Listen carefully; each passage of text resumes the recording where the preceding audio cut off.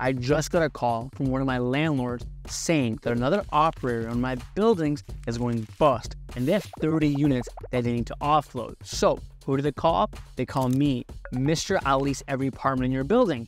So we're gonna go to the building right now. I'm gonna talk to the owners, talk to the landlords, get a good understanding of the situation, see how much months in rent they're behind, take a look at what do they wanna do. Do they wanna get rid of all the furniture? Do they wanna end the lease? Do they wanna phase them out slowly? This is a liquidation deal type of event where somebody else is going bankrupt and now I can profit over them losing everything. And this in business is what I call a fire sale. I've done a lot of these over the last few months. Recently, that 45 unit deal that I did in Pittsburgh was pretty much a fire sale. Another operator was in there, 45 units, couldn't handle it, couldn't keep up with everything going on. They had horrible operations, horrible reviews. The units looked like garbage. The pictures were horrible. And I took over the entire building. They basically left. I kept half the furniture, paid basically pennies for it. And now that building makes me an insane amount of money every single month, almost $120,000 a month, just from another person failing at their operation. Now, hopefully we can do the same thing here because this other company that's really, really well known in the industry has 30 units in one of my buildings. So since the operator is not able to basically pay their rent anymore, they're behind X amount of months in rent. We'll figure out what that is to talk to the owners. We're going to see how hard I can squeeze everybody from the operator's perspective and the landlord's perspective. Because you have to understand, the landlord is now desperate. He has 30 apartments. They're basically going to be vacant. And on top of that, we're going into slow season for multifamily leasing. November, December, January, February. Even if he doesn't give them to me, he gives it to somebody else, or even just puts them on the market to rent out to regular tenants, he's going to have a very, very hard time to get them rented over the next 4 months. He's going to lose a lot of money. For him, this is a big problem. This is a big issue. And I'm here to solve that issue, but at the same time, figure out what ways I can leverage my position and to make as much money as possible and save as much money as possible. So my team is currently furnishing 10 units in this current building. So I just stopped by to check up on progress, see how everything's going, give a few of my pointers or suggestions if needed, which at this point, not really. But I just like to see the progress and see how everything is going. That way we can schedule for timeline and new projects and new developments that we're working on. So let's take a look at what's going on. Now, in this unit, my team looks like they put 3 king beds in the living room, which me personally, I probably would have done in Queens because now you have no space for a nightstand. I understand why though, they probably might have done these kings instead because I told them use everything we have in storage. That way we don't have to spend money on buying everything brand new. So what I do, and I've been doing over the last few months in Dallas when I'm furnishing units, is buying furniture at huge fire sales from real estate staging companies, sales operators, and buying them from pennies on the dollar. I'm talking $500 a unit, $300 a unit, even $1,000 a unit, having all my guys load it all up, pack it all up, and bring it to my storage facility. And then taking that furniture and then bringing it to my new apartment and saving a huge amount on cost just to get stuff furnished. So that's probably why they use these king beds, because I told them I want them to use everything in storage first, then if anything is left over that we need to order, we'll go ahead and order it ourselves brand new. But I understand why they're doing this. But as you can see though, walls are nicely painted. We're waiting for the TVs to come in. Dining table has to be here. These bar stools are fine the way they are. Let's take a look at the bedrooms. This stuff is garbage. This stuff needs to basically come off. I don't know why this is here. Someone left it behind. Now this is one of the smaller bedrooms. You could fit 1 king bed in here, or you have the option of fitting 2 full beds, which is what I plan to do. So this bed, we're going to change the direction orientation, and that way we can fit 2 beds in here instead of just 1. That way you can sleep 4 people instead of just 2. This is the second bedroom. There's a huge space, okay? So I want to maximize it by not putting king beds in here. It's not really going to do anything. You can put bunk beds. We can actually fit 2 bunk beds in here, a desk, a chair, TVs on the wall. We can do a lot in this bedroom. So we can sleep at probably around 8 people in this bedroom, huge high ceilings. Just take a look at how high these ceilings are. We had to have somebody grab a huge ladder just to go all the way up there and paint all the way down. A regular contractor, if I were to hire, would have charged an insane amount to paint this wall. My guys, maybe only $15 an hour, probably taking 2 hours. I paid about $30 to paint this entire big giant wall. Now with that wall painted, the bedroom's gonna look a lot nicer, a lot crisper, and adds a little more color to it. Now in the second unit that we're in, let's take a look at this bedroom over here. There's really not much space. We have this king bed, and we're gonna leave the king bed as is. The sconces are fine, we're missing some slim nightstands. Paint this wall, the room's pretty much done. Let's take a look at the second bedroom. So these are all the mattresses that I ordered, if you guys take a look. These are pretty good mattresses. They're memory foam. They're, I think, 8 to 10 inches. I can't remember off the top of my head. I think it's 10 inches though. But yeah, good quality from Amazon. Nothing wrong with them whatsoever. And I think I spent a maximum of like maybe $175 a mattress. This second bedroom over here, wall is painted, nightstands are here, lamps are here, all was missing is the bed, and that's it for this bedroom. Now this living room is a huge mess, which is fine. We're in the stage of building everything out and distributing everything to the different units. So take a look though, these are the bed frames I got. These are Amazon bed frames from the brand called Molby. It's around, I think, $135 to $140 for a queen bed frame, and you don't need a box spring whatsoever. That's without a box spring, no box spring needed. $140 for the bed frame, maybe $150 for the mattress. I think we're at $300 to $350 in total for the bed and the mattress. And all we're missing is one nightstand in between, and this is done. So what I'm going to tell you guys is very, very important for the state of Airbnb arbitrage and short-term rentals in general. You have to understand, right? The business is ever changing. The landscape of this industry, it's ever changing. There's always new regulations, new rules, new things coming out of thin air that we have to basically figure out how to maneuver around and how to solve. And that's just business. That happens in every industry, and it's happening in ours. So the majority of people that had properties that started, let's say 2 years ago, a lot of those people are not making any money anymore. There's a few reasons why. The biggest one being demand. Demand has basically disappeared because, as we know, during COVID, a lot of places, especially in the Midwest and rural areas, all those vacation houses, they were booming. They were making a lot of money. But now that that phase is completely over, the markets like the Bostons, the LAs, the Miamis, the New York cities, those are the cities that are killing it. Those are the cities that have all the demand that didn't happen 2 years ago is now back to those cities. So those are the cities right now, they're crushing it. But at the same time, is that going to be forever? No one really knows. That's just the case right now. So a lot of people that did pick up a lot of leases in those cities, those urban metro cities, they did a really good job because it secured those leases very, very cheaply during COVID. And now, when they're making the most money because demand is at its all-time peak, in New York, for example, or even Boston, for example, or Chicago, they're making more money than the average host. Second thing is supply. Let me give you an example. Austin, Texas. 3 years ago, in October, the average one bedroom would make around $3,000 in profit. I'm talking net profit for the entire month. That is no longer the case. Even last year, the average net profit per unit was around $2,000 a month. This year, October of 2023, my average net profit per unit in Austin was $1,500 a month for the exact same units from 3 years ago. The units themselves are fine, the reviews are fine, the listings are fine. The only difference is the supply has increased exponentially in the city of Austin.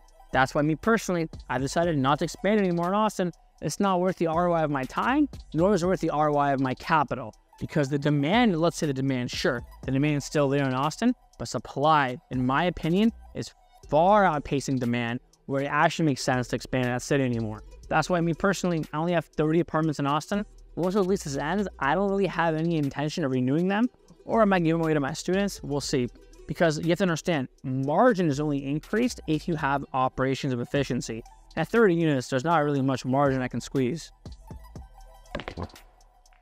Unlike Dallas, where I have 100 apartments and I have housekeeping costs almost 70% lower than what I'm paying in Austin. I'm paying $25 to $35 for a one-bedroom apartment in Dallas, versus I'm paying almost $85 to $100 for a one-bedroom in Austin. So I have the option of either just staying in that market and basically not making as much money as I used to, or taking that furniture, maybe shipping it to Dallas, taking that furniture and using it somewhere else, or giving it away to students. We'll see. So after supply, after demand, the third one is the actual quality of your listing. So Airbnb has been doing things behind the scenes that a lot of you don't know about, but some of you have already experienced. Number one is they've been suspending listings that have bad reviews, and recently they've been permanently removing listings that have bad reviews multiple times in a row. And this has happened to me too. Even in my A-class luxury buildings, we'll have a guest complain about something, especially over the summer. AC went down, AC wasn't working, didn't really, feel safe in the area, or whatever the issue is. Even in an A-class luxury building, we've had issues where guests will leave those reviews, or they'll leave those comments report to Airbnb. They will then go ahead and suspend their listing for 5 days. After that 5-day suspension, or even during it, it's not going to show up on result. You can't get it booked. you pretty much just sit there for 5 days. But your current reservations are still intact. You don't have to worry about it. But here's a second problem. After that 5-day period, if you get another bad review, what happens is they're then going to go and permanently remove your listing. You're going to email your inbox saying, hey, we're actually going to permanently remove this listing from Airbnb on the date. Let's say, November the 30th. Your listing will not show up in your search results anymore. And on top of that, any reservation you had after that date is then going to get canceled. So that is a big problem. So you have to make sure, no matter what these guest issues are, you're minimizing them. No one can be perfect, right? Even me, for the month of October, I had 5-star reviews, 92%. So there's 8% of all my reviews were not good, right? Which is still not bad if you're measuring metrics at a large scale, but obviously there's room to improve. So out of those 8% of my reviews that were not good, they were bad reviews for reasons that, who knows what they are. Whether it's cleaning, whether it's housekeeping, whether it's the actual unit, whether it's some BS, everyone's different. But generally, a lot of my listings don't have those problems. It's a few batches that do have those issues. I'd say about 90% of the bad reviews have all been taken by maybe 30 out of the 400 listings. So this is a bad batch of listings that I have that, are class B, a little bit older, not so good areas that have those issues. But let's say you put that aside. You need to basically figure out what your problem is, why you're having the bad reviews in the first place, and address them. Don't just look over them, don't just glance over them, don't just shadow over them. Actually address the issue. Whether it's your housekeeping, does your housekeeping suck? One strategy that I recommend to a lot of people to do, especially when using cleaning contractors, what I'm doing currently right now. For example, let's say a guest enters an apartment, it's not cleaned properly, and they want full refund. At that point, you can send your cleaner to go back tomorrow, but then you've already either lost a reservation, you're going to leave a bad review, or both. So I tell my cleaners now, if for any reason we have a cleaning issue where the guest says there is a cleaning problem, you will not get paid on your invoice for cleaning that unit. Even if you clean it perfectly, if there's cleaning issues, you're not getting paid. So before, there was no accountability. Whether they do a good job or a bad job or even a mediocre job, you'll still get paid. So recently now, over the last few months, I've implemented this program where if you are now cleaning the apartment and it turns out there's actually a problem with it, you're clean, you're not getting paid for that invoice no matter what happens. So since I've implemented that, my cleaning contractors are doing a much better job. They're not cutting corners. They're doing things properly because they know Hum's not going to pay us, right? I give them a lot of money. So if they want to keep that business, they have to accept by these terms that we're not going to get paid if a guest complains about basically any issue. And that's perfectly fine, right? In any business and any vendor you're working with, there has to be some sort of accountability. And with Airbnb arbitrage, the main accountability for housekeeping is your housekeepers. And if you're not keeping them accountable, they have no incentive to do a good job, right? Because pay alone doesn't really incentivize a good job. So you have to remove pay to incentivize a good job being done. That's my opinion. That's how I run my business. If you don't like it, it is what it is. Works for me, doesn't have to work for you. Now, if you're in a market right now where supply has increased and demand has decreased, the only viable option I can give you, and realistically, there's only two options. Number one is decrease your housekeeping expenses, which is, a big contributor to your margin. But even then, that's not going to solve the problem of not getting big bookings. There's only so much it can decrease. If my honest opinion at that situation and stage, I would recommend you basically end the lease. Whenever the lease ends, do not renew the lease. Tell the landlord, city sucks, not really making any money. Take your furniture and go to a brand new city, a brand new market. A market where you're not going to fall into the same cycle where the herd is going, right? Austin, for example, had that big wave. Everyone's going to Austin, everyone's going to Austin, everyone's going to Austin. And as that happened, margins have decreased over the last 2 years. And it's only going to get worse because people are still following the herd mentality and going to Austin, for example. So you have to go to places where people are not talking about on social media, people are not talking about that is the next top Airbnb market. Those are the areas that you're going to make the most money because you have the least competition there. And as well, the demand has to basically factor in because any market has demand, right? For example, Houston has a lot of demand, Austin has a lot of demand, but even though they're very saturated, there's a certain percent of the product in that market that's going to get a lot of the bookings. For example, Austin right now, I have a student. They just started their first unit. It's a 5-bedroom house. They did $10,000 last month in October. Their rent's like $3,300. So that's an insane amount of margin, insane amount of profit. They made over $6,000 in profit because there's not a lot of 5-bedroom houses in Austin, not a lot at all whatsoever. And the demand still is increasing, so the demand for that 5-bedroom house is only going to keep increasing. there's a oversupply of studios, 1 bedrooms, and even 2 bedrooms. It's not worth it anymore to get those small unit counts in Austin. So my student who has a 5-bedroom house, another one was a 5-bedroom house, another one was a 4-bedroom house, their numbers are better than ever, better than mine, because they have a product that there is not a lot like there out on the market. So if you are in that market where there's a lot of saturation, figure out, go on Airbnb, actually click on search, filter by number of bedrooms, filter by number of beds, and then you can actually see how many of each listing is available for that bedroom size. That way you'll know what competition you're facing. Pretend this is a unit portfolio of one of my students. A lot of my students have 50 units, some have 60, some even have 100. So let's pretend this is a portfolio mix of a 50-unit arbitrage portfolio. This represents your Class C properties, your studios and 1 bedrooms, in garbage neighborhoods. They're not that nice buildings, but they still make you money. Then you have your Class B properties.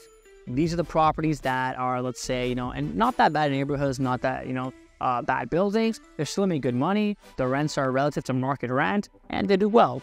On the numbers on a Class B property, let's say your rent's, let's say, $1,500. You're making about $3,000, $3,300. You're profiting about $1,000. These Class C ones, you're profiting about $500. And then you have a small amount of Class A's in your portfolio. The rents for these is probably around $3,000, $3,500, and they're making $6,000, $7,000 a month. So this is generally what a portfolio looks like for one of my students, or for anyone in general watching. This is what you usually start with. These are the only buildings that are really going to accept you. The Class C's, the apartments that nobody really wants. Those are landlords that are usually going to say yes to you. And there's nothing wrong with that. They still make money. They make anywhere from $600 to $800 a month, depending on the market, right? Then they eventually graduate and falling into Class B buildings. That's what the majority of the portfolio is. And then somewhere along the road, they finally end up at the Class A's. So now, to restructure your portfolio during this winter, as a lot of your leases are now ending, take all these Class C's that you have and completely end them, okay? You don't want any more Class C's anymore. Get everything completely. Now, a lot of you are not going to agree with this statement, but I'm going to tell you the reason why. There's a huge oversupply of these Class C 1-bedroom in the studios in every single city right now, because everybody and their dad have decided to start in the Airbnb business. The cost to get in a Class B, Class C apartment is very, very low. Maybe it's only $3,000, $4,000. It's not that expensive at all whatsoever. So any Class C's you have, get rid of them out of your portfolio, which is what I've been doing over the last 6 months.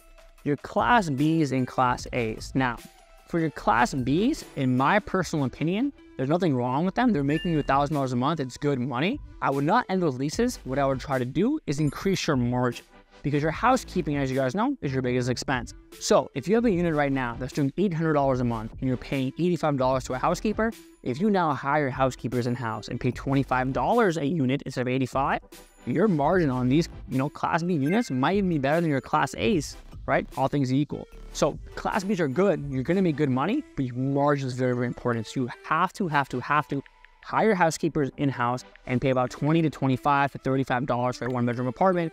That's how you make money on these Class B apartments. Class A's, these are the luxury apartments. There's only a few of them because not a lot of people have them. The rents on these is about $3,000 to $4,000 a month. You'll make about $6,000 to $8,000 a month.